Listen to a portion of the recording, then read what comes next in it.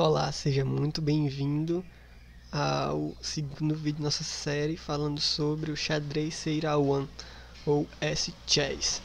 Vamos comentar agora as regras adicionais que foram criadas para que essa nossa variante ela trabalhe de forma bacana. Primeira coisa que eu quero falar com você são as características das novas peças, o nome delas e o que elas fazem praticamente. Vamos lá então, né? A primeira peça que a gente tem é esse rapaz. O nome dele, como você pode imaginar, é elefante. Tá sendo visto aí. O elefante, ele tem uma característica interessante. Ele se move como uma torre ou como um cavalo. Ele é uma mistura. Você pegou uma torre e um cavalo, misturou, formou o elefante. Quando eu dou um clique aqui, eu ainda não saí da edição do tabuleiro. Deixa eu vir aqui. Pronto. Quando eu dou um clique nele, olha só o tanto de casas que ele tem. Ele pode ir na vertical, na horizontal, direita, esquerda, quantas casas quiser, e pode vir para casas como essa, como se a gente estivesse movendo um cavalo. Quando você mexe, por exemplo, ele assim, olha só, o elefante acabou de vir para E8. Você vê aqui, ó, tá vendo? Você tem aqui a história dos lances, né? Aqui você pode ver a anotação, elefante, E8, cheque.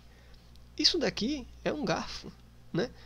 Um ataque duplo. Você está atacando o rei inimigo e está atacando o falcão das negras, ok? Depois que o rei mexe para alguma casa, você poderia, por exemplo, capturar o falcão das negras. Mas e o que é esse falcão aqui? Vamos fazer um lance aleatório para o elefante das brancas, por exemplo. Esse falcão aqui, ele é a mistura de um cavalo e um bispo. Então ele anda na diagonal que ele tiver e ele também anda como um cavalo andaria. Então, quando eu dou um clique nele, ele tem todas essas casas disponíveis para ir. Você percebe? As diagonais, se estiverem livres, ele pode andar para qualquer casa. E ele também tem as opções que um cavalo teria. Em especial, o falcão ele tem uma característica muito interessante. Ele pode ser a única peça que consegue dar checkmate sozinho. Nessa posição, as brancas foram descuidadas em trazer o elefante para cá. E aqui, as negras podem, por exemplo, trazer o seu falcão para a casa C3, andando como um cavalo. E aqui, se você olhar na anotação, isso é um checkmate. H na anotação é porque a anotação está em inglês, ok? Porque em inglês se chama hawk, e hawk se escreve com H no início, H-A-W-K. A gente coloca falcão, e se você acredita que não tem nenhum problema em colocar um F em português de anotação, porque a gente não tem nenhuma peça que começa com F. Então, em português você pode colocar FC3 checkmate. Por que isso é um checkmate? Porque o falcão está atacando o rei inimigo e o rei não tem para onde sair. Aqui ele não pode ir, porque o falcão está atacando, e aqui também, porque ele também anda como um cavalo. Não é interessante? Pronto, acredito que o que você tem que saber dessas peças é apenas isso. Os movimentos, que já são os movimentos que a gente já conhece das outras peças, tá? Enfim, e as características delas.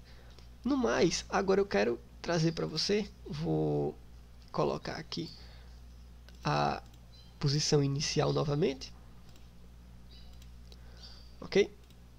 E aqui, olha só, a posição inicial do xadrez Seirawan é a mesma do xadrez tradicional. O jogo começa normalmente, a gente não muda nenhuma regra do xadrez tradicional, a gente só adiciona regras para essas duas peças aqui. Como é que elas vão entrar no jogo? Preste muita atenção. Vou fazer uma partida aqui aleatória só para demonstrar para você como elas entrariam no jogo. Vamos supor que as brancas comecem com E4, ok? Elas vão entrar no jogo aqui, na primeira fileira ou na primeira fileira das negras. E elas entram no jogo, por exemplo, quando uma peça da fila de trás, tá, deixa a casa original delas. Então, por exemplo, esse cavalo vai vir para cá. como esse cavalo vem para cá, eu posso, por exemplo, quando o cavalo vem, eu poderia ter trazido uma dessas duas peças e colocar ela aqui, né, na posição do cavalo, né, na casa G8. Por exemplo, um lance perfeitamente normal que eu posso fazer é, olha só, perceba que eu vou dar um clique no falcão e vou trazer o cavalo para cá e o falcão aparece na casa G8. Okay? Do mesmo jeito, se eu quiser trazer o elefante para o jogo, eu clico aqui e trago o elefante para o jogo. Claro, aqui o peão está caindo, mas é só para eu te mostrar como é que as peças entram no jogo, tá? Aí você se pergunta, Renan, peraí, vem cá. E se eu fizer assim, olha só.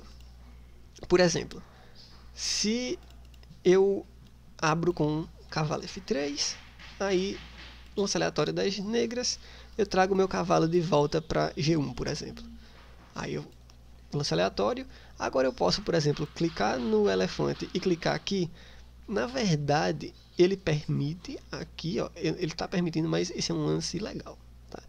No xadrez tradicional. Eu estava vendo no site oficial Sir A1 Chess, e para caso de jogo mesmo, até onde eu sei, deveria ser ilegal. Nesse caso, o programa permite. Por sinal, não tem muitos programas que permitem essa edição aqui, tá? Eu encontrei esse por um acaso. Mas enfim, até onde eu vi em alguns vídeos onde o próprio Yasser Seirawan estava falando sobre o jogo, funciona como se fosse um empassante, tá? Lembra do empassante, por exemplo, você tem um peão aqui, né? Você tem um peão aqui em E5. Quando você traz o peão para cá, você só pode capturar ele aqui agora. Se seguir, por exemplo, outro lance e você tentar capturar aqui, você não pode mais. Então é do mesmo jeito aqui.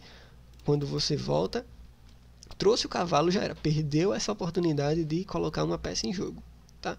Não sei se um dia eles vão mudar aqui esse programa, mas enfim. Você trouxe o cavalo para cá, perdeu a chance. Beleza? Aí agora você tem inclusive 8 possibilidades aqui para trazer as peças para o jogo, né? Então, não é obrigado a você trazer no primeiro lance. Você pode jogar o jogo tranquilamente e aí só depois, por exemplo, você traz para o jogo. Por exemplo, vamos supor que eu jogo aqui D3, enfim, faço movimentos aleatórios. Eu só quero.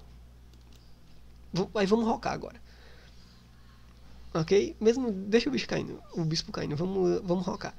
Quando eu faço rock, eu posso colocar uma das peças tanto na casa que o rei sai, quanto na casa que a torre sai. Aqui no programa, por exemplo, se eu quiser colocar, vamos supor, o falcão. Aqui na casa da torre, eu tenho que clicar no falcão, já cliquei. Clicar na torre e aí, então fazer o rock aqui. Ó. Então você percebe que a torre fez o rock normal e o falcão veio parar no lugar da torre. Vamos voltar. Aqui, por exemplo. Vamos lá, bispo D7, só para brincar. Vamos supor que eu quero trazer agora o elefante para cá, para a casa que o rei estava. Eu clico no elefante e trago o rei para cá e faço rock e aparece o elefante aqui sem nenhum problema. Tá? E assim o jogo vai continuando. Depois que o elefante trouxe, o jogo continua do mesmo jeito de xadrez tradicional.